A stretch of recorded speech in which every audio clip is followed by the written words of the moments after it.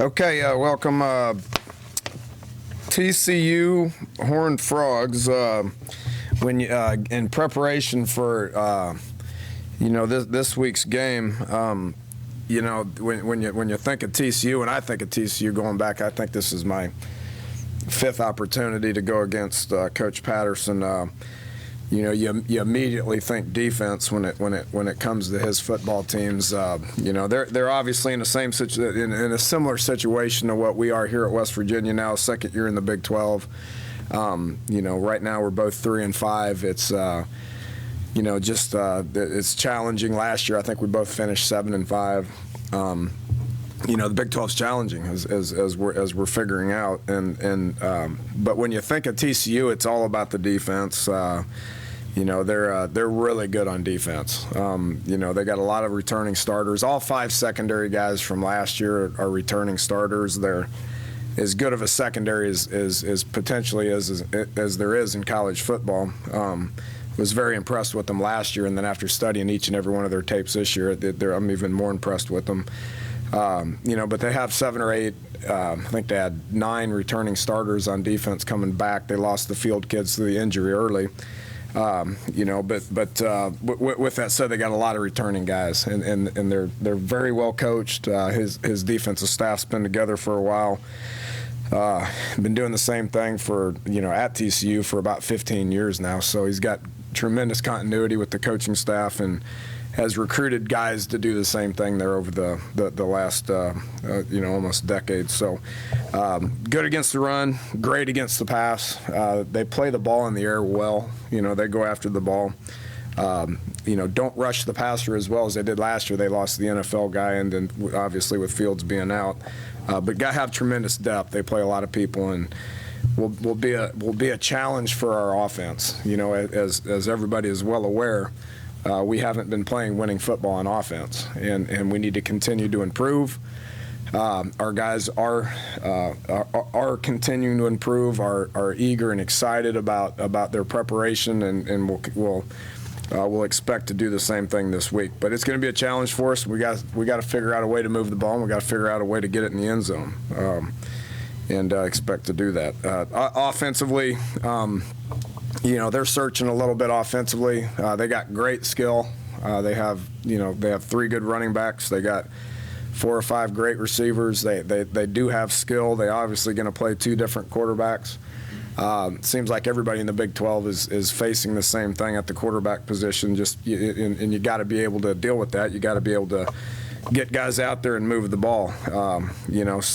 Our challenge defensively, the one thing about how Kansas State did it is they're 2 different quarterbacks. They kind of did different things, and their offensive approach was a little different compared to which one of the quarterbacks was in there. It's not necessarily the case with TCU. Whichever quarterback's in there, they're typically doing the same things. So it would be a little easier for us to prepare for that. With that said, it's about making plays, and they got guys that are capable of making plays, so we need to continue to put our guys in position to make plays and make plays in critical situations. The one thing about last week that defensively we played well. In about 7 third downs, we played poor. So in those critical situations, we gotta step up and make things happen. Special teams, they're solid.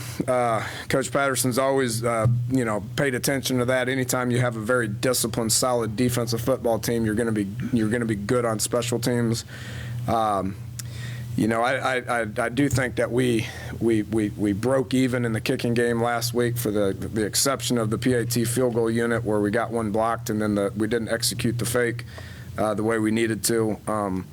Other than that, we broke even in the kicking game, which we knew was going to be a challenge because Kansas State was pretty good in the kicking game. TCU is the same way.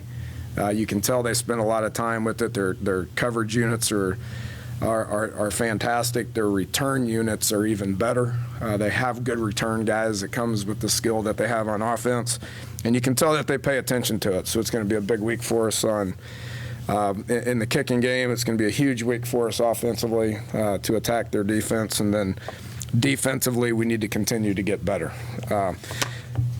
Want to give you an injury report. and everybody across the country deals with this time of the year. We had 13 guys that were pretty much out for Kansas State. Ford's still out. He's probably a couple weeks away. Is healing, is started a progression, to where he's going to start. He has started throwing, but we're going to ease him into it and try to increase his volume on a daily basis. Dustin Garrison will be out. He's still battling hamstring issues that has been bothering him for quite some time.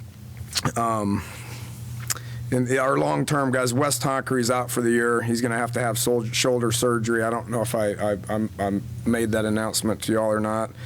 In addition to the guys that are out, Christian Brown, Nana, Kyram, Shaq Petaway, Tyler Tazzino, those guys are obviously done for the year as well. Pat Edgar left in the first quarter, hurt us. He's who we lean on. Tyler Orlowski did do a good job of coming in and playing. Was proud of how he came in and stepped in there and got 3/4 of work out of there. But we need Pat in there. Pat's kind of the heart and soul of what we do up front. By him coming out of the game in the first quarter was difficult for us. But I am proud of how Tyler went in and did that. But Pat will be day to day. Doubt he goes today, but should be able to get something out of him tomorrow. Doug Rigg, his second concussion of the year, is clearing, but we will have to monitor how he does today. He'll be non-contact. Hope to get him back. He'll be day to day. Darrell Worley's got a shin. He was progressing into an every down player at corner, and was not able to go. He's got a bad shin. Will be day to day, and we hope to get him back. We expect to get him back. Dontrell Hyman day to day did not play in the game on Saturday. He's got an ankle that he suffered in the Tech game. He'll be day to day. Hopefully we get him back. Ricky Rump's got a foot, who's missed a couple of weeks. He's day to day. Hope to get him back as well. So that's where we stand injury wise. So with that, we'll take some questions. Being along the injury lines or playing players, Darian Howard played against Kansas State. The thought behind that, and looking at the list, Dustin Garrison could qualify for a red shirt. What did you think of that? Yeah, we're going to keep monitoring him. He would qualify because his injury, he hasn't practiced or played in I don't know how many games. I think it was before the Maryland game. He would qualify. Obviously, us being able to put bodies out there and for the next 4 weeks, I think would be important. But we'd do that if we could. And again, it depends on how he continues to progress. Right now, he's not ready to go. What was the other question? Oh, Howard. Yeah, we pulled his. He's been getting better. He was a late guy in camp. I don't remember specifically when he got here midway through camp, but he's been progressing. It's been a weekly conversation for us for about a month. Do we play him? Do we not play him? Dontrell was out. So we needed to move Kyle Rose exclusively to end, and Kyle played really well at end for us. I mean, having him and Shaq and Will in there was good against a team like Kansas State to be able to stop the run, but it left us a nose short because Kyle had been getting in there playing some of the nose for us and didn't feel like we could do that. So made the decision to play him. He played about 15 snaps and would look for him to play more than that this week. Talked about TCU's pass rush, maybe being a little down from last year. They're still leading the conference in sacks. Yeah, how much of that has to do with the secondary, and how much of that is then just reloading those guys? I probably should have. That may have came out wrong. It's not to say that they're not capable of rushing the passer. It's just not having Fields, and then the one dude, the Mapanga or something that they had last year against us. Those guys were. I mean, they're just NFL talents. They're still getting there. They do a great job rushing the passer. Their secondary matches routes and covers as good as I've seen. Period. I mean, they're just really good at it. So the quarterback sits back there, and you where do you throw? Well, there's nowhere to throw. Well, that rush gets there, but. John Kuntz was played against us last year and gave us fits. So he's capable of it. Those two guys on the inside, the Chucky Hunter and the Davion Pearson, those guys do just a tremendous job holding their gaps in the run game, but then understanding when it's run, when it's pass, when it's screen, and come upfield as well. So got capable people doing it. It gets to the quarterback well, but that pass coverage in the back is something special now. Dana, you were talking about the defense playing well, except for about 7 third downs or so. And I'm looking back at your injury report here, and you've got maybe your best corner, one of your best pass rushers in Hyman, one of your nickel guys in Rumpf. Does that have anything to do with it? Because those third downs are in that nickel package generally. Yeah, but what are you gonna do about it? You got to put people in there to the next guy up thing pertains to that same very exact situation. So. You want your best guys out there. Injuries affect everybody. You got it. I mean, I imagine TCU would like to have their best pass rushing defense end available for them as well. So, not going to use that as an excuse not to be successful. Never have, never will.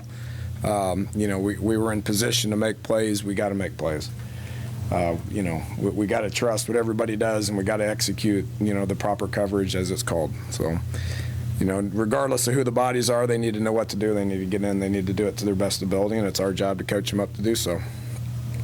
Dana, one name, I don't think you mentioned it, but maybe because it's no big deal, but Gross hadn't played for a while. Is he able? He had a hamstring last week against Texas Tech. He pulled it on Wednesday or Thursday, so he was hampered against Texas Tech. The Kansas State game was not his type of a game. He's a little light, He needs to mature. He needs to develop. He's a guy I wished we could redshirt. Darian Howard's a guy I wished we could redshirt. We're redshirting about 17 guys right now, which is going to be good for the future. But those are 2 guys that you wished you could redshirt, but you just can't. So until we get in position where we can, then you got to play them. Patterson, I think it was probably back in Dallas in July, said about calling plays against offense in this league that he tries to maybe like audibilize on defense if he has the time and he communicate it. How different is that from your perspective when you call something, but usually they don't audibilize on defense. It's basically like an offensive concept. Well, where I see it happening a lot is with up-tempo teams, that hurry up and act like they're going to snap it and then pull off. You can get into some defensive audibles at that time. Pertaining to the offense, I'm not quite sure where you're going with that. I mean, we don't do that as much. We get the right personnel in, we let it settle, we call the play. If we don't like it, then it's up to the quarterback to flip it to something else. That's where we're a little handcuffed offensively with the inexperience that we have at quarterback.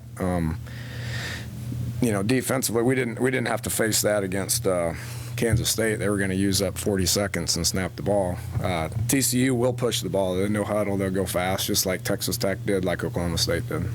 But he doesn't, like if you call in the play or whatever and Clint gets back there, he doesn't signal in a play from the sideline because he sees something. It's not like, all right, He is, Keith. change to this. I'm not following you. Okay.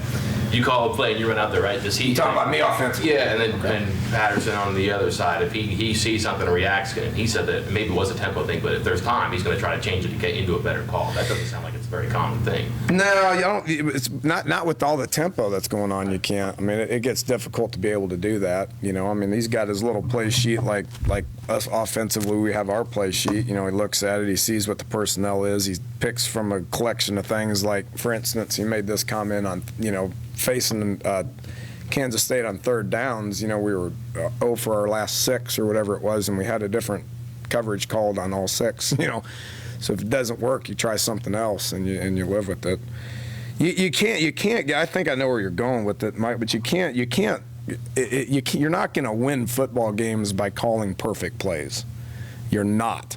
I mean, you can do your best. You can. I will challenge anybody to say they ever called anything close to a perfect game. I mean, you got to call plays to your best ability, and you got to try to get yourselves into the right plays based on what you think they're going to do on all 3 sides of the ball. But then there's a whole lot of just executing the play, make it work.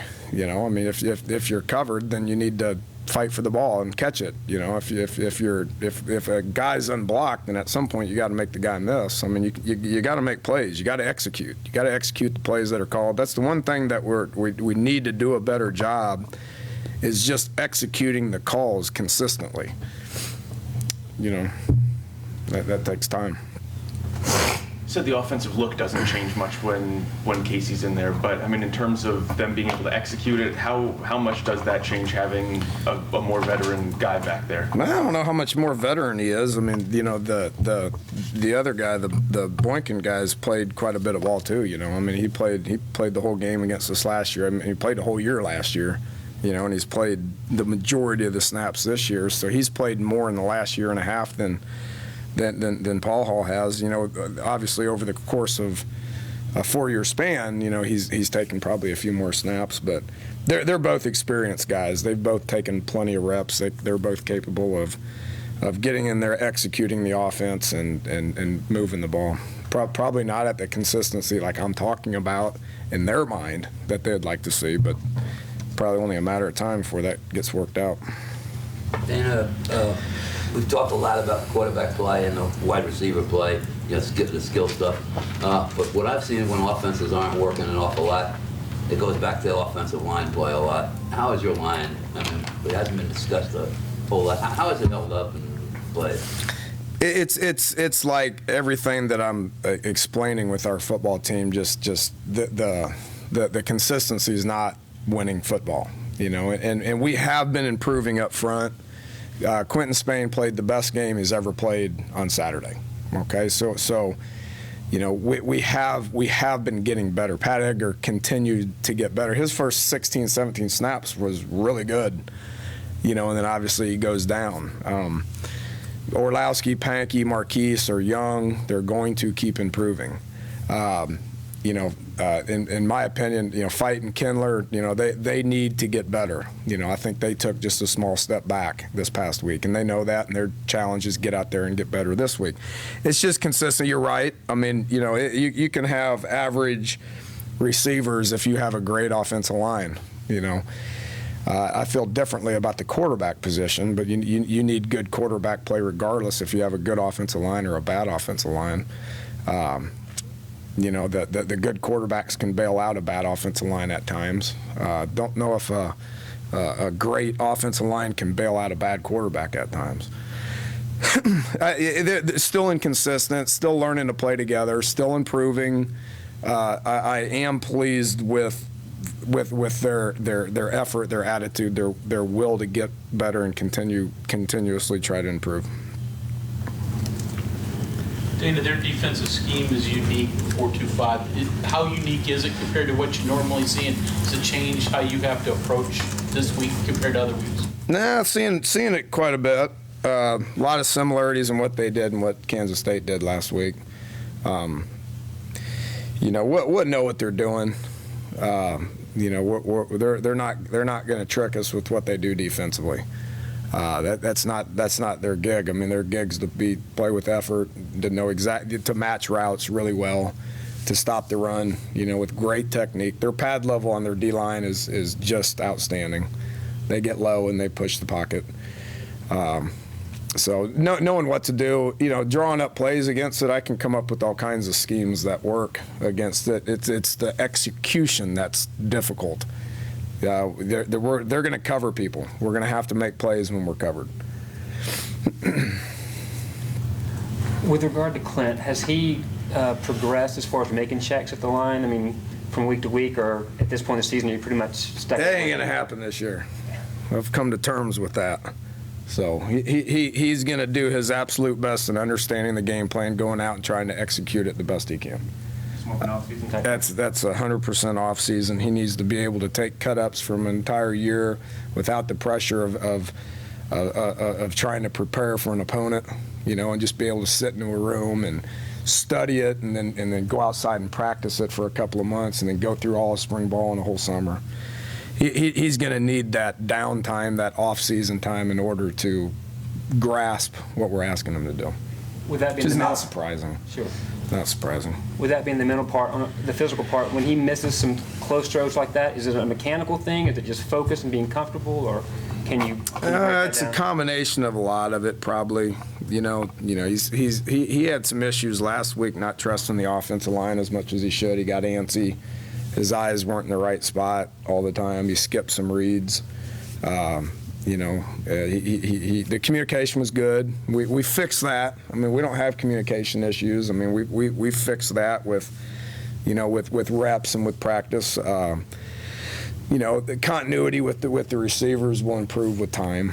Understanding how a guy comes out of this cut and that cut, and how to throw a specific route over the middle of the field or the deep throws. I mean, it's experience, it's practice, it's continuity, it's trust, it's development, it's mechanics, it's understanding the offense. It's a whole list of things. Nobody's got time or patience for it, but it's just reality. Is he starting this weekend? I would think so. We got practice today. We'll go evaluate it today and tomorrow. I put Paul in there because I felt like we needed a little bit of a spark. We got down 2 scores and had 12 points, and it was in the fourth quarter. So I put him in there to see if he could execute it. And he understands what we're trying to do probably a little bit better. So felt like it was worth a try, and he got in there and moved us a little bit, but obviously didn't finish it or put forth a winning performance. So we'll evaluate these guys in practice and see how they do. Dana, have you seen bright spots from that relationship with the receivers the past couple of games? Not like I'd want it to be, no. I thought we played our worst game at receiver 2 weeks ago. I thought we played okay. This week I don't have huge issues with what we did receiver-wise this week. Not a winning performance. It's not progressing like I want it to progress. I think everybody would agree with what we saw last week. Offensively, it wasn't a winning performance, so the answer would be no. This game, though, because they seem to concentrate around the line and just lock their corners and defensive backs on you, is it a lot of just stretch them and take shots because they're going to be there and hope it works? Pick your poison. I mean, you can take shots, but you got to win downfield. Looking at Texas, Texas took shots, but they had to win downfield. They didn't have wide open people downfield. You got to make plays downfield. Those shots that Texas took, they were covered, and they made those plays. So you got to make plays. Oklahoma State didn't take as many shots downfield. They sat in areas and the space was very small. And Chelf did a good job of putting that ball in there in tight space, and their receivers made plays. So you're going to have covered people. You gotta make the plays, make the proper throws, make the proper decisions, and catch the ball and get upfield. You said last week you didn't think it was really time to use bowl eligibility as a motivation for the team. Are you sensing a higher level of urgency in the locker room? Well, we're getting closer. I mean, that number is sneaking up on us. So I guess based on the fact that number is sneaking up on us, probably. I mean, I feel like we got a lot to play for. Our kids feel like we got a lot to play for. What we do matters. We understand that. We have an obligation to put our best foot forward, get out there, practice hard, prepare hard, go put our best foot forward on Saturday, which our guys have done that. We have not finished well the last 2 weeks, but it's been competitive. That game was a lot more competitive than the final score indicated. It's not a moral victory by any means to say that we were in the game in the fourth quarter the last 2 weeks. That's not my point. We're battling. It's not a winning effort. We're battling. We're gonna do the same thing this week. I see nothing up on the boards there. Are you starting over? Starting over. Got 4 games left. That's what we did. That's what we did defensively. I don't pay as much of attention that goes on over here as I do over here, but I know. That's what our message was Sunday. Just keep fighting, keep battling. We got a lot to play for. Let's stay united and get out there and prepare and practice and keep improving. Dana, you mentioned Porter earlier. Best case scenario, could he still play in the regular season? Possible. It's all about. In my opinion, he didn't do anything to lose the job. So he's going to have an opportunity to come back, and again, we would have to evaluate him in practice and see something that's worth putting out there on the football field, in a game situation. So he's not there this week. He'll keep improving. We got I guess, 3 weeks, 3 games, and then an off week, and 4.5 to 5 weeks from now, we would be playing our last regular season game. So we'll see how he progresses. It might be next week. I don't know. We hope so. Do you worry about Paul's kind of mentality of having to be the guy, not starting, but having to come in later in the game? Do you worry about that at all? Backup quarterback? Yeah, just having, do you have to be mentally strong to do that? Yeah, I'd say so.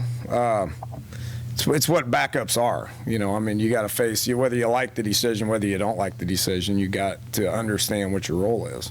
We talk about that a lot, and as a team, you know, understanding what your role is, whether you're a starter, whether you're a backup, whether you're a scout team player or a red shirt guy, whatever it is. You know, accepting what your role is and doing what you can to try to help the team.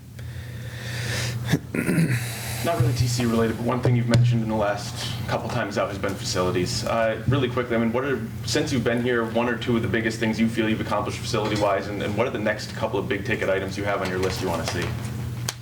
Well, you know, for me, I mean, not to get into a lengthy discussion here because it'd be lengthy, but what I worry about is because it affects recruiting. So the more glitz and glamour you can do, it affects recruiting, okay? And we do happen to be a part of a conference that understands glitz and glamour and it being an arms race and all that. You know, so we gotta be cognitive of that. What I deal with on a day-to-day basis is what our players do on a day-to-day basis to get better. You know, which is meeting, lifting, eating, and practicing. So if you take that, you can probably figure out where I'm going with that.